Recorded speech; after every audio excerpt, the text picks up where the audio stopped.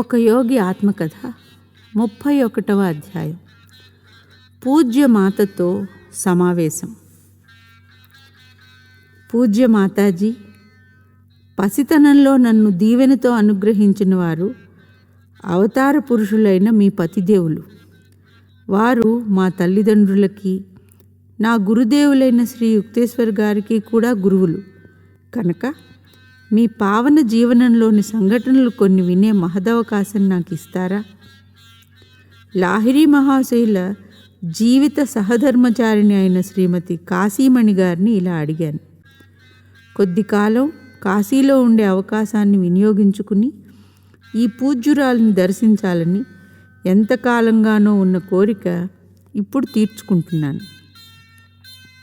లాహిరి కుటుంబం వారి నివాస గృహంలో ఆవిడ నాకు ఆదరపూర్వకంగా స్వాగతమిచ్చారు. ఆ ఇల్లు కాశీలో గురుడేశ్వర మొహల్లా అనే పేటలో ఉంది. వయస్సు పైబడినప్పటికీ ఆవిడ ఆధ్యాత్మిక సుగంధాన్ని వెదజల్లే పద్మంలా ఉన్నారు. ఆవిడది మధ్యరకం శరీరం, పసిమి ఛాయ, సన్నని మెడ, కాంతిమంతమైన విశాల నేత్రాలు. రా నాయనా, నువ్వు రావడం నాకు చాలా సంతోషం. మేడ మీదికి రా. కాశీమణి గారు తమ పతిదేవులతో కొంతకాలం కాపురమున్న ఒక చిన్న గదిలోకి దారి తీశారు. సాటిలేని ఆ మహానుభావులు దాంపత్యం అనే మానవ నాటకంలో తమ పాత్ర నిర్వహించటానికి దిగివచ్చి పావనం చేసిన మందిరాన్ని దర్శించటం నా భాగ్యంగా భావించాను. ఆ దయామయి నన్ను తమ పక్కనే ఒక మెత్త మీద కూర్చోబెట్టుకున్నారు.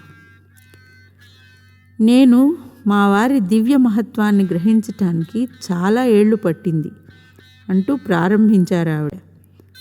ఒకనాడు రాత్రి ఈ గదిలోనే నాకు స్పష్టమైన కల ఒకటి వచ్చింది. వెలుగులు విరజిమ్మే దేవదూతలు ఊహకు అందనంత సుకుమారంగా నాకు పైన గాలిలో తేలుతున్నారు. ఆ దృశ్యం ఎంత వాస్తవికంగా ఉందంటే నాకు వెంటనే మెలకువ వచ్చింది. చిత్రంగా గది అంతా కళ్ళు మిరుమిట్లు గొలిపే కాంతితో నిండిపోయింది. మా వారు పద్మాసనంలో ఉండి గది మధ్యలో గాలిలో తేలుతున్నారు. దేవదూతలు ఆయన్ని చుట్టి ఉన్నారు. వారు వినయ విధేయతలతో చేతులు జోడించి మా వారికి మొక్కుతున్నారు. అపరిమితంగా ఆశ్చర్యచకితురాలినై నేనింకా కలగంటూనే ఉన్నానని సమాధానపడ్డాను. నువ్వు కలగనటం లేదు, నీ నిద్ర విడిచిపెట్టు, ఎప్పటికీ ఎల్లప్పటికీ అంటూ వారు మెల్లగా నేలకు దిగివస్తూ ఉండగా వారి పాదాల దగ్గర మోకరిల్లాను. గురుదేవా అంటూ అరిచాను. మీకు మరీ మరీ మొక్కుతాను.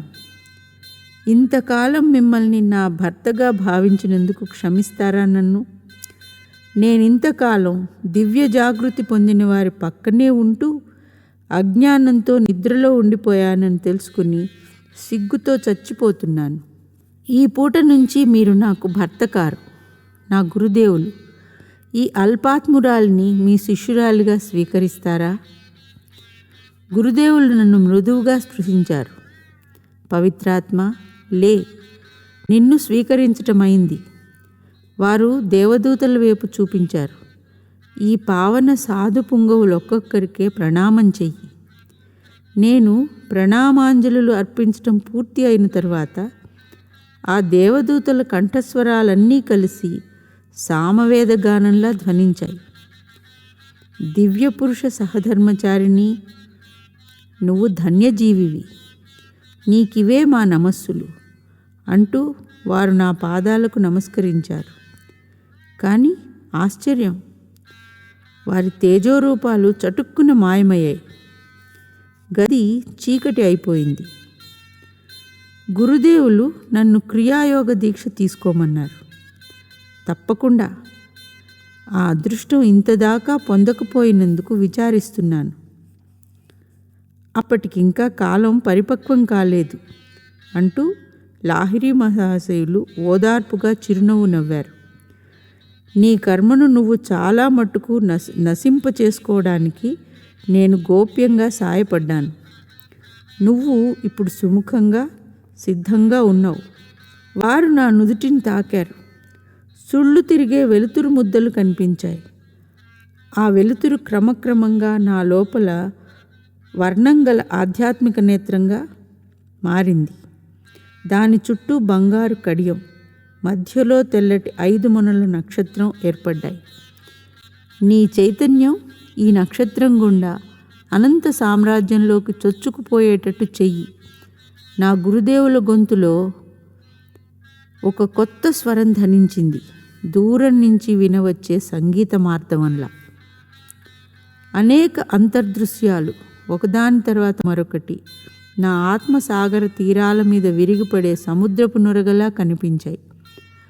ఆ సర్వదిగ్దర్శక గోళాలన్నీ చివరికి ఆనంద సాగరంలో కరిగిపోయాయి. అంతు లేకుండా అలలు అలలుగా ఉప్పొంగుతున్న ఆనంద సాగరంలో నన్ను నేను మర్చిపోయాను. కొన్ని గంటల తర్వాత నాకు బాహ్య స్పృహ వచ్చినప్పుడు గురుదేవులు నాకు క్రియాయోగ దీక్ష ఇచ్చారు. ఆ రాత్రి మొదలు లాహిరి మహాశయులు మరెన్నడూ నా గదిలో నిద్రపోలేదు. ఆ తర్వాత వారు అసలు నిద్రపోలేదు. రాత్రి పగలు కూడా మేడ కింది ముందరి గదిలోని శిష్యులతో పాటు ఉండిపోయారు. ఇంత మటుకు చెప్పి ఆ పుణ్యశీల మౌనం వహించారు.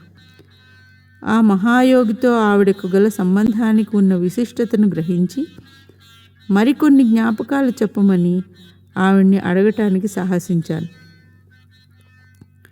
అబ్బాయి, నువ్వు ఆబగా ఉన్నావు, అయినా ఇంకొక కథ చెప్తాను అంటూ సిగ్గుగా చిరునవ్వు నవ్వారు ఆవిడ. నా గురు పతిదేవుల విషయంలో నేను చేసిన పాపం ఒకటి నీ దగ్గర చెప్పుకుంటాను. నాకు దీక్ష ఇచ్చిన కొన్ని నెలలకి నేను ఏకాకినైపోయినట్టు, నా సంగతి ఎవరూ పట్టించుకోనట్టు బాధపడటం మొదలుపెట్టాను. ఒకనాడు పొద్దున లాహిరి మహాశయులు ఏదో వస్తువు తీసుకువెళ్ళడం కోసం ఈ చిన్న గదిలోకి వచ్చారు.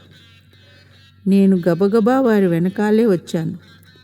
నన్ను మాయ కమ్మేసినందువల్ల ఆయనతో కఠినంగా మాట్లాడాను. ఎంతసేపు మీరు మీ శిష్యులతోనే కాలక్షేపం చేస్తుంటారు. పెళ్ళాం పిల్లల గురించి మీ బాధ్యతల మాట ఏమిటి? ఇంట్లో వాళ్ల కోసం ఇంకొంచెం డబ్బు సంపాదించాలన్న ధ్యాసే మీకు లేకుండా పోయిందని నా విచారం. గురుదేవులు ఒక్క క్షణం నా వైపు చూశారు, అంతే. అప్పుడే అదృశ్యమయ్యారు. భయాశ్చర్యాలు పెనవేసుకుని పోగా గదిలో అన్ని వైపుల నుంచి ప్రతిధ్వనిస్తున్న స్వరం ఒకటి విన్నాను. అంతా శూన్యం, కనబడ్డం లేదు. నాలాంటి శూన్యం నీకోసం సంపదలెలా సంపాదించగలదు? గురూజీ అని పిలిచాను. 1,00,000 మాటలు క్షమాపణ చెప్పుకుంటాను మీకు.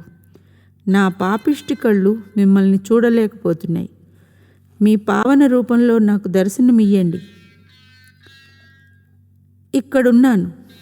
ఈ జవాబు పైనుంచి వచ్చింది. కళ్ళు పైకెత్తి చూద్దును గదా. గురుదేవులు గాలిలో సాక్షాత్కరించి ఉన్నారు. వారి తల గది కప్పును తాకుతోంది. చూసేవాళ్ల కళ్ళు పోయేటంత తీవ్రమైన మంటల్లా ఉన్నాయి వారి కళ్ళు. భయంతో వజవజ వణుకుతూ వారు ప్రశాంతంగా నేలకు దిగివచ్చిన తర్వాత ఏడుస్తూ వారి పాదాల మీద పడిపోయాను. దివ్య సంపత్తిని అన్వేషించు, పనికి మాలిన ముచ్చి బంగారాన్ని కాదు. లోపల నిధిని కూర్చుకున్నాక బయటి సంపత్తులు ఎప్పుడూ వస్తూ ఉండటం నువ్వే చూస్తావు అన్నారు వారు. ఆ తర్వాత నా ఆధ్యాత్మిక సంతానంలో ఒకడు నీ పోషణ కోసం కొంత సమకూరుస్తాడు.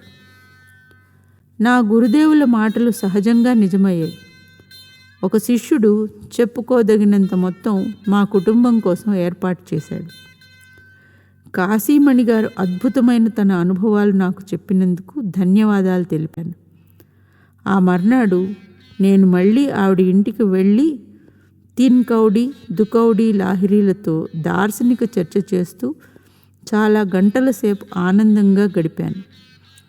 సాధు స్వభావులైన వీరిద్దరూ భారతదేశపు మహాయోగులైన లాహిరీ మహాశయుల పుత్రులు. వీరు తండ్రి గారి ఆదర్శాల అడుగుజాడల్లోనే నడిచారు. ఇద్దరిది పసిమి ఛాయ, ఎత్తరులు, దృఢకాయులు, బెవిరిగడ్డాలు, మృదుస్వరాలు, ఆచార విచారాల్లో పాతకాలపు పద్ధతులు కనిపిస్తాయి. లాహిరీ మహాశయుల భార్య ఒక్కరే ఆయనకు శిష్యురాలు కారు. మా అమ్మతో సహా ఇంకా కొన్ని వందల మంది ఉన్నారు. ఒకసారి ఒక శిష్యురాలు ఆయన ఫోటో ఒకటి కావాలని గురువుగారిని అడిగింది. ఆవిడకు ఒక కాపీ ఇస్తూ ఆయన ఇలా అన్నారు, దీన్ని నువ్వు రక్షగా తెలిస్తే అలాగే ఉంటుంది, లేకపోతే ఉత్తి బొమ్మే.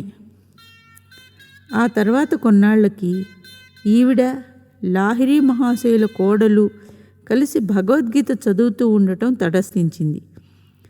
భగవద్గీత బల్ల మీద పెట్టుకున్నారు. బల్ల వెనకాల గురువుగారి ఫోటో గోడకు వేలాడుతూ ఉంది. ఇంతలో మహాప్రచండమైన ఉరుములు మెరుపులతో గాలివాన మొదలైంది. పిడుగులు పడుతున్నాయి. లాహిరీ మహాశయ, మమ్మల్ని రక్షించండి అంటూ ఆ ఆడవాళ్ళిద్దరూ పటం ముందు తలవాల్చి మొక్కారు. బల్ల మీదున్న పుస్తకం మీద పిడుగు వచ్చి పడింది. కానీ భక్తురాళ్ళిద్దరూ చెక్కు చెదరలేదు. మలమల మార్చే ఆ వేడి నుంచి కాపాడడానికి నా చుట్టూ మంచుగడ్డలు పేర్చినట్టు అనిపించింది అని చెప్పింది శిష్యురాలు. అభయ అనే శిష్యురాలి విషయంలో లాహిరీ మహాశయులు 2 అలౌకిక అద్భుతాలు చేశారు. ఆవిడ భర్త, ఈయన కలకత్తాలో లాయరు, కలిసి గురువుగారి దర్శనం కోసం ఒకనాడు కాశీకి బయలుదేరారు. రోడ్డు మీద రద్దీ ఎక్కువగా ఉండడం వల్ల వాళ్ళ బండి ఆలస్యమైంది. వాళ్ళు కలకత్తాలో హౌరా మెయిన్ స్టేషన్కు చేరేసరికి కాశీకి వెళ్ళే రైలు బయలుదేరటానికి సిద్ధంగా కూత వేస్తోంది. టికెట్ ఆఫీస్ దగ్గర అభయ ప్రశాంతంగా నించుంది. లాహిరీ మహాశయ, ఈ రైలు ఆపమని మిమ్మల్ని వేడుకుంటున్నాను అంటూ నిశ్శబ్దంగా ప్రార్థించింది. మిమ్మల్ని చూడ్డానికి ఇంకో రోజు ఆలస్యమైతే కాచుకోవడానికి పడే బాధ నేను భరించలేను. బుసలు కొడుతున్న ఆ ట్రైన్ను చక్రాలు గిరగిరా తిరుగుతూనే ఉన్నాయి, కానీ బుసలు కొడుతున్న ఆ ట్రైనుకు చక్రాలు గిరగిరా తిరుగుతూనే ఉన్నాయి, కానీ ముందుకు సాగడమే లేదు. ఈ చిత్రం చూడటం కోసం ఇంజనీరు, ప్రయాణికులు ప్లాట్ఫామ్ మీదకి దిగారు. ఇంతలో ఇంగ్లీష్ రైల్వే గార్డ్ ఒకడు అభయ వాళ్ళ ఆయన ఉన్న చోటికి వచ్చాడు. ఆచారానికి విరుద్ధంగా ఆ గార్డు వాళ్ళకు సాయం చేయడానికి ముందుకు వచ్చాడు. బాబు, డబ్బు నాకు ఇవ్వండి, మీరు రైలు ఎక్కుతూ ఉంటే నేను మీ టికెట్లు కొని తెస్తాను అన్నాడతను. ఈ దంపతులు బండిలో కూర్చుని టికెట్లు ఇలా అందుకున్నారో లేదో బండి మెల్లగా ముందుకు సాగడం మొదలైంది. ఇంజనీరు, ప్రయాణికులు హడావిడిగా బండిలోకి ఎగబడి వాళ్ళ స్థానాల్లోకి వచ్చి పడ్డారు. బండి ఎలా బయలుదేరిందో తెలియకపోవటం అటుంచి అసలు మొదట ఎందుకు ఆగిందో కూడా తెలియలేదు. కాశీలో లాహిరీ మహాశయుల ఇంటికి చేరి నిశ్శబ్దంగా గురువుగారి ముందు మోకరిల్లి ఆయన పాదాలు పట్టుకోవడానికి ప్రయత్నించింది అభయ. మనసు కుదుటపరుచుకో అభయ అన్నారు ఆయన. నన్ను ఇబ్బంది పెట్టడం నీకెంత ఇష్టం? తర్వాత బండిలో రాలేకపోదువా? అభయ చిరస్మరణీయమైన మరో సందర్భంలో లాహిరీ మహాశయుల్ని దర్శించింది. ఈసారి ఆయన సహాయం కావాల్సింది ట్రైన్ గురించి కాదు, సంతానం గురించి. నా 9వ సంతానం బతికి బట్టకట్టేలా మీరు దీవించాలని నా ప్రార్థన. 8 పిల్లలు పుట్టారు నాకు, అందరూ పుట్టగానే జారిపోయారు అన్నదామె. గురువుగారు సానుభూతితో చిన్నగా నవ్వారు. ఈసారి పుట్టబోయే సంతానం బతుకుతుంది. నేను చేసే సూచనలు శ్రద్ధగా పాటించు. ఆడపిల్ల పుడుతుంది. రాత్రిపూట తెల్లారేదాకా చమురు దీపం వెలుగుతూ ఉండేలా చూసుకో. నిద్రపోతూ దీపాన్ని కొండెక్కనివ్వకు. అభయకు ఆడపిల్ల పుట్టింది. రాత్రిపూటే. సర్వద్రష్టలైన గురుదేవులు ముందుగా గ్రహించి చెప్పినట్టే ఖచ్చితంగా దీపంలో చమురు నింపుతూ ఉండమని ఆ తల్లి దాదికి పురమాయించింది. ఆ ఆడవాళ్ళిద్దరూ కంటికి కునుకు రాకుండా తెల్లారగట్ల దాకా మేలుకునే ఉన్నారు. కానీ చివరికి నిద్రపోయారు. దీపం దాదాపు కొండెక్కే స్థితికి వచ్చింది. వెలుగు సన్నగా అల్లల్లాడుతోంది.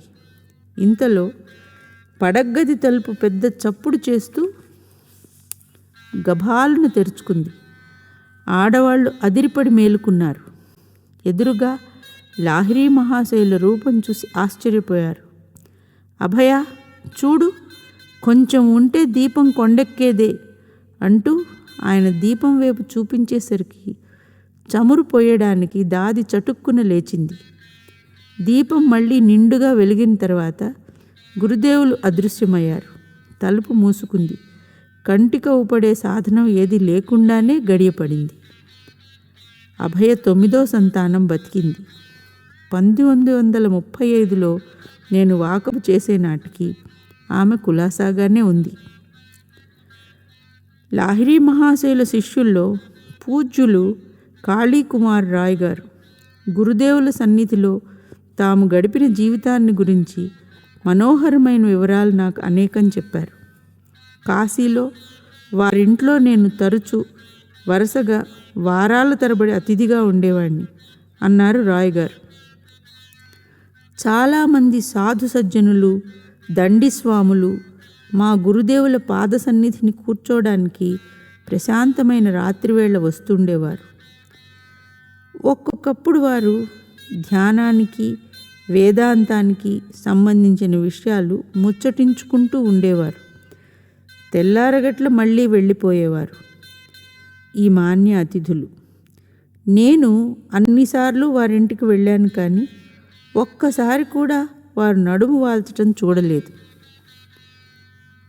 గురుదేవుల సాంగత్యం ఏర్పడ్డ తొలి రోజుల్లో ఒకసారి మా యజమాని ప్రతిఘటనను నేను ఎదుర్కోవలసి వచ్చింది అంటూ ఇంకా చెప్పారు రాయ్ గారు. ఆయన భౌతికవాదంలో పాతుకుపోయిన మనిషి. మత పిచ్చగాళ్ళు నా దగ్గర పని చేయక్కర్లేదు అంటూ ఎగతాళి చేసేవాడు. ఎప్పుడైనా నీ దంభాచారి గురువును కలుసుకోవడమే జరిగితే ఆయన జ్ఞాపకం ఉంచుకునేలా కొన్ని మాటలు చెబుతాను అన్నాడు ఆయన. ఈ బెదిరింపు నా నిర్ణీత కార్యక్రమాన్ని ఆపలేకపోయింది. నేను దాదాపు ప్రతి సాయంత్రము నా గురుదేవుల సన్నిధిలో గడిపాను. ఒకనాడు రాత్రి మా యజమాని నా వెంబడి వచ్చి గురుదేవులు కూర్చునే గదిలోకి మొరటుగా చొరబడ్డాడు. అతను చెబుతానన్న మాటలు అనేసేయడానికే తలపెట్టాడనడంలో సందేహం లేదు. అతను కూర్చోగానే లాహిరీ మహాశయులు అక్కడున్న సుమారు 12 మంది శిష్యుల్ని చూసి ఇలా అడిగారు, మీరు ఆ బొమ్మ చూస్తారా? మేము తల ఊపిన తర్వాత వారు గదిని చీకటి చేయమన్నారు. ఒకరి వెనకాల ఒకరు గుండ్రంగా కూర్చుని మీకు ముందున్న వ్యక్తి కళ్ళ మీద చేతులు పెట్టండి అన్నారు వారు. మా యజమాని కూడా అయిష్టంగానే అయినా గురుదేవుల సూచనల్ని పాటిస్తూ ఉండటం చూసి నేనేమీ ఆశ్చర్యపోలేదు. కొన్ని నిమిషాల తర్వాత మేము చూస్తున్నది ఏమిటో చెప్పమన్నారు లాహిరీ మహాశయులు. గురుదేవ, అందమైన ఓ స్త్రీ కనిపించిందండి. ఆవిడ ఎర్రంచు చీర కట్టుకుని ఏనుగు చెవి మొక్క దగ్గర నించుని ఉంది అన్నాను. తక్కిన శిష్యులందరూ కూడా అలాగే వర్ణించారు. గురుదేవులు మా యజమాని వైపు తిరిగారు. ఆమెను గుర్తుపట్టారా అన్నారు. గుర్తుపట్టానండి అన్నాడతను. అతని స్వభావానికి అలవాటు లేని కొత్త ఉద్రేకాలతో పెనుగులాడుతున్నట్టు స్పష్టమవుతోంది. నాకు మంచి భార్య ఉన్నా కూడా ఈ మనిషి కోసం తెలివి తక్కువగా డబ్బు ఖర్చు పెట్టేస్తున్నాను. నేనిక్కడికి వేరే ఉద్దేశాలతో వచ్చినందుకు సిగ్గుపడుతున్నాను. నన్ను క్షమించి మీ శిష్యుడిగా స్వీకరిస్తారా అని అడిగాడు. 6 నెలల పాటు నువ్వు మంచి నైతిక జీవనం గడిపేటట్టయితే నిన్ను స్వీకరిస్తాను అని ఇంకో ముక్క కూడా అన్నారు. లేకపోతే నీకు దీక్ష ఇవ్వడం పడదు నాకు. 3 నెలల దాకా వ్యామోహాన్ని నిగ్రహించుకున్నాడు మా యజమాని. ఆ తర్వాత ఆవిడతో మళ్ళీ సంపర్కం కొనసాగించాడు. తర్వాత 2 నెలలకు చనిపోయాడు. అతనికి దీక్ష ఇవ్వడం అసంభవమని గురుదేవులు గోప్యంగా చెప్పిన జోస్యాన్ని అప్పుడు అర్థం చేసుకున్నాను. లాహిరి మహాశయులకు త్రైలింగ స్వామి అనే సుప్రసిద్ధులైన స్నేహితులు ఉండేవారు. ఆయన వయస్సు 300 ఏళ్లకు పైబడి ఉండేదని ప్రతీతి. ఈ యోగులిద్దరూ తరచుగా ఒకచోట కూర్చుని ధ్యానం చేస్తూ ఉండేవారు. త్రైలింగ స్వాముల ప్రతిష్ఠ ఎంతగా వ్యాపించిందంటే ఆయన చేసిన ఆశ్చర్యజనకమైన అలౌకిక చర్యలకు సంబంధించిన ఏ కథ అయినా సత్యదూరమని ఏ హిందువు శంకించడు. యేసుక్రీస్తే కనుక ఈ లోకానికి తిరిగి వచ్చి తన దివ్యశక్తులు ప్రదర్శిస్తూ న్యూయార్క్ వీధుల్లో తిరుగుతూ ఉంటే కొన్ని దశాబ్దుల కిందట త్రైలింగ స్వాములు కాశీలో జనసమ్మర్దం గల సందుల్లో నడుస్తూ జనంలో ఎంత ఆశ్చర్యం కలిగించారో అంత ఆశ్చర్యము ఇప్పుడు కలుగుతుంది. కాలప్రవాహ కోతలకు గురి కాకుండా భారతదేశాన్ని సురక్షితం చేసిన సిద్ధుల్లో ఆయన ఒకరు. ఈ స్వామి అనేక సందర్భాల్లో ఎంతో ప్రాణాంతకమైన విషాలు తాగడం, అయినా దుష్ఫలితాలు కలగకపోవడం చూశారు జనం. ఆయన గంగా నది మీద తేలుతూ ఉండడం వేలాది జనం చూశారు. వాళ్లలో కొందరు ఇప్పటికీ బతికి ఉన్నారు. ఆయన వరుసగా కొన్ని రోజుల పాటు నీటి మీద కూర్చుని ఉండేవారట. లేకపోతే ఏటి కెరటాల్లో మునిగి అతి దీర్ఘకాలం మరుగున ఉండేవారట. మలమలమాడే రాతి పలకల మీద నిర్దయుడైన భారతీయ సూర్యుడి ధాటికి పూర్తిగా వెల్లడి అయిన స్వామివారి నిశ్చల దేహం మణికర్ణికా ఘట్టంలో ఒక సామాన్య దృశ్యం. ఈ అసాధారణ కృత్యాల ద్వారా త్రైలింగ స్వామి మానవ జీవితం ఆక్సిజన్ మీద కానీ, నిశ్చిత పరిస్థితుల మీద, ముందు జాగ్రత్తల మీద కానీ ఆధారపడవలసిన అవసరం లేదని మానవులకు బోధించదలిచారు. ఆయన నీళ్లపైన ఉన్నా, లోపల ఉన్నా, ఆయన శరీరం ప్రచండ సూర్యకిరణాలని సవాలు చేసినా చెయ్యకపోయినా తాము జీవించింది దివ్య చైతన్యం వల్లనేనని నిరూపించారు ఆయన. మృత్యుదేవత ఆయన్ని తాకలేకపోయింది. ఆ యోగి ఆధ్యాత్మికంగానే కాకుండా శారీరకంగా కూడా ఘనులే. ఆయన బరువు 300 పౌండ్లను మించి ఉండేది. ఆయన జీవితంలో పౌనుకి 1 ఏడాది. ఆయన తినడం అరుదు కావడంతో ఇది మరింత ఆశ్చర్యం కలిగించింది. అయితే సిద్ధపురుషుడు మామూలు ఆరోగ్య సూత్రాలని అన్నింటినీ తాను కోరుకున్నప్పుడు సులువుగా అయితే సిద్ధపురుషుడు మామూలు ఆరోగ్య సూత్రాలని అన్నింటినీ తాను కోరుకున్నప్పుడు సులువుగా ఉపేక్షిస్తాడు. దానికి ఏదో ఒక ప్రత్యేక కారణం ఉంటుంది. ఆ కారణం అతనికే తప్ప మరొకరికి తెలియనంత సూక్ష్మంగా ఉంటుంది. విశ్వమాయా స్వప్నం నుంచి మేల్కొని ఈ ప్రపంచాన్ని దివ్య మానసంలోని ఒక భావంగా అనుభూతి కావించుకున్న మహాయోగులు శరీరంతో ఏం కోరుకుంటే అది చేయగలరు. దాన్ని వారు ఘనీభూత శక్తికి కార్యసాధక రూపంగా తెలుసుకుని ఉంటారు. పదార్థం అనేది ఘనీభూతమైన శక్తి తప్ప మరేమీ కాదని భౌతిక శాస్త్రవేత్తలు ఇప్పుడైతే అవగాహన చేసుకుంటున్నారు. కానీ పూర్ణ సిద్ధి పొందిన యోగులు పదార్థ నియంత్రణ విషయంలో సిద్ధాంతం నుంచి ఆచరణకు విజయవంతంగా సాగారు. త్రిలింగ స్వామి ఎప్పుడూ పూర్తిగా దిశమొలతో ఉండేవారు. విసుగెత్తిన కాశీ పోలీసులు ఆయన్ని ఇబ్బందుల్లో పెట్టే పిల్లవాడిగా పరిగణించేవారు. ఈడెన్ తోటలో ఉన్న వెనుకటి ఆదాము మాదిరిగానే ఈ సహజస్వామికి తమ నగ్నత స్పృహలో ఉండేది కాదు. కానీ పోలీసులకు అది స్పృహలో ఉండేది. అందువల్ల ఆయన్ని అమర్యాదగా జైలుకు తీసుకువెళ్ళారు. దాంతో కలవరం పుట్టింది. కాసేపట్లోనే త్రైలింగస్వామి వారి భారీ శరీరం దాని సహజ పరిమాణంతో జైలు పైకప్పుల మీద కానవచ్చింది. అప్పటికి భద్రంగానే తాళం పెట్టి ఉన్న ఖైదు కొట్టు అందులోంచి ఆయన తప్పించుకున్న విధానానికి ఆధారమేమీ చూపించలేదు. నిరుత్సాహపడ్డ న్యాయాధికారులు మళ్ళీ మరోసారి తమ విధి నిర్వర్తించారు. ఈసారి స్వామివారి ఖైదు కొట్టు దగ్గర ఒక కావలివాడిని నియమించారు. ధర్మం ముందు నుంచి బలం మళ్ళీ మరోసారి నిష్క్రమించింది. కాసేపట్లోనే ఆ మహాయోగి పైకప్పు మీద నిశ్చింతగా పచారులు చేస్తూ కనిపించారు. న్యాయదేవత కళ్లకు గంతలుంటాయి. త్రైలింగస్వామి విషయంలో ఓటమిని ఎదుర్కొన్న పోలీసులు ఆమె ఆదర్శాన్ని అనుసరించదలిచారు. ఆ మహాయోగి మౌనాన్ని ఒక అభ్యాసంగా నిలుపుకుంటూ వచ్చారు. గుండ్రటి మొహం, పెద్ద పీపాలాంటి పొట్ట ఉన్నప్పటికీ త్రైలింగస్వామి ఎప్పుడో అరుదుగా తినేవారు. వారాల తరబడి తిండి లేకుండానే ఉండి తర్వాత భక్తులు తమకు సమర్పించిన పెరుగు కుండల కొద్దీ తాగేవారు. ఒకసారి ఒక సందేహశీలుడు త్రైలింగస్వామిని దాంభికుడిగా బయటపెడదామని నిర్ణయించుకున్నాడు. గోడలకు వెళ్ళవేసే సున్నపు నీళ్లు ఒక పెద్ద బాల్చీ నిండా తెచ్చి స్వామి ముందర పెట్టాడు.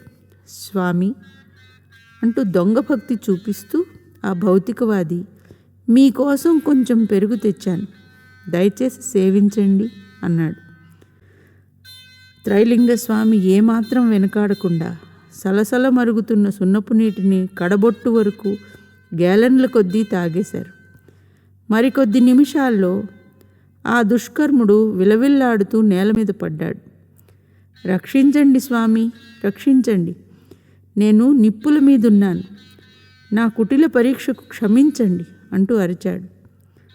మహాయోగి మౌనం చాలించారు. దుర్మార్గుడా, నీ ప్రాణం నా ప్రాణం ఒక్కటేనని నాకు విషమిచ్చినప్పుడు గ్రహించలేదు నువ్వు. సృష్టిలో ప్రతి అణువులో ఉన్నట్టే భగవంతుడు నా పొట్టలో కూడా ఉన్నాడన్న జ్ఞానమే నాకు లేకపోయి ఉంటే ఆ సున్నం నన్ను చంపేసి ఉండేది. ఎవరు చేసింది వారికే బెడిసి కొడుతుందనే దాని దివ్యార్థం ఇప్పుడు తెలుసుకున్నావు కనుక ఇంకెప్పుడూ ఇలాంటి పన్నాగాలు ఎవరి మీద పన్నకు.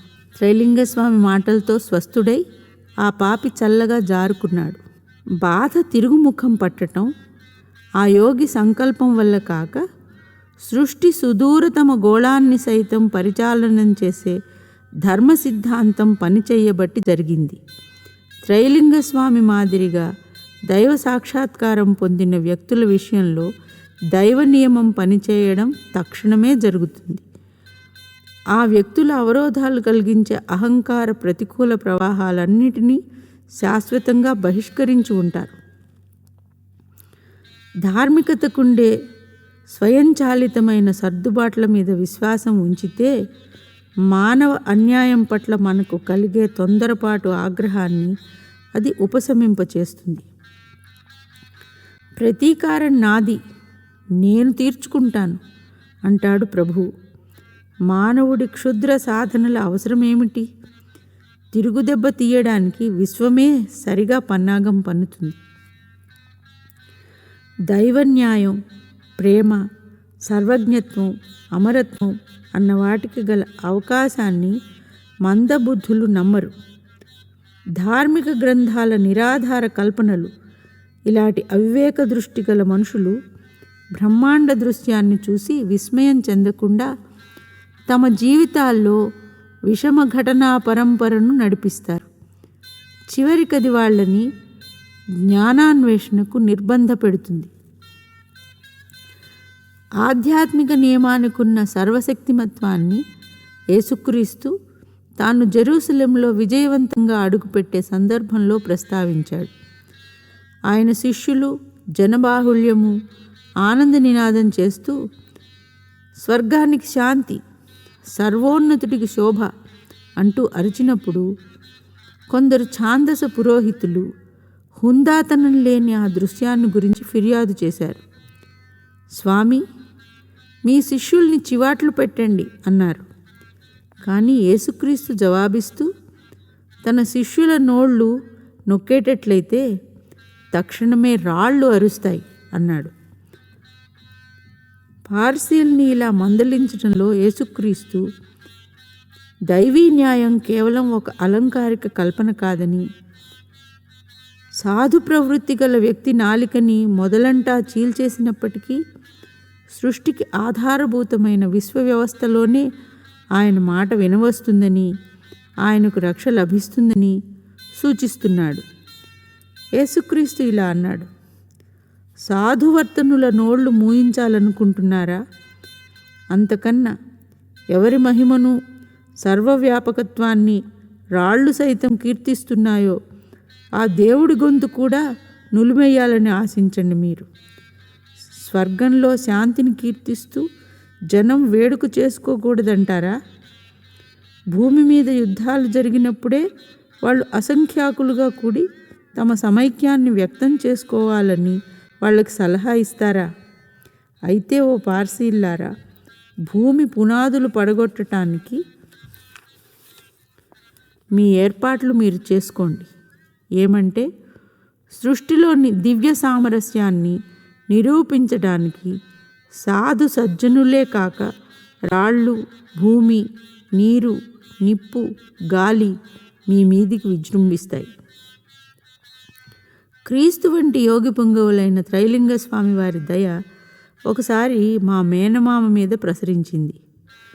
ఒకనాడు పొద్దున్న మా మామయ్య కాశీలో ఒక రేవులో భక్త బృందం మధ్య ఉన్న స్వామిని చూశాడు. ఎలాగో దారి చేసుకుని గుంపులోకి చొరబడి త్రైలింగ స్వామికి చాలా దగ్గరగా వెళ్ళి సవినయంగా ఆయన పాదాలు ముట్టుకోగలిగాడు.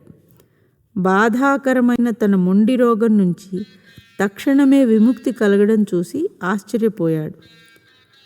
ఈ మహాయోగి శిష్యుల్లో సజీవులై ఉన్నట్టు తెలిసిన ఏకైక శిష్యురాలు శాంకరీమాయి జీప్. త్రైలింగస్వామి శిష్యుల్లో ఒకరి కుమార్తె అయిన ఈవిడ బాగా చిన్నప్పటి నుంచి స్వామివారి తర్ఫీదు పొందారు.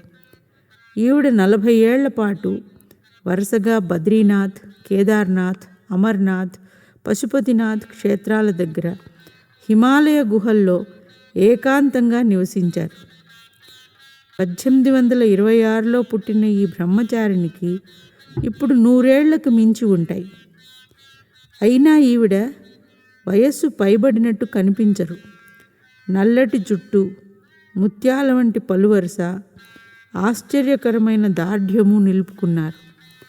కొన్నేళ్లకోసారి ఈవిడ నియతకాలికంగా జరిగే పుష్కరాల్లో పాల్గొనడానికని ఏకాంతవాసం నుంచి బయటికి వస్తూ ఉంటారు. ఈ సాధ్వి లాహిరీ మహాశయుల దర్శనానికి తరచూ వెళ్తూ ఉండేవారు.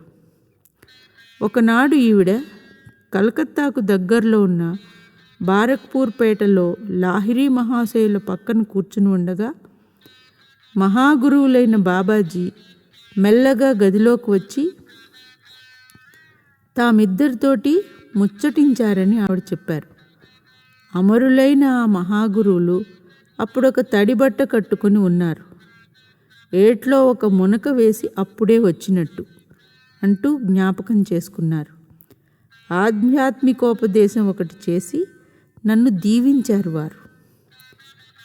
ఒకానొక సందర్భంలో త్రైలింగ స్వామి కాశీలో లాహిరీ మహాశయులకు ఒక బహిరంగ సమావేశంలో గౌరవాభినందనలు తెలపడం కోసం తన మౌన వ్రతాన్ని విరమించారు.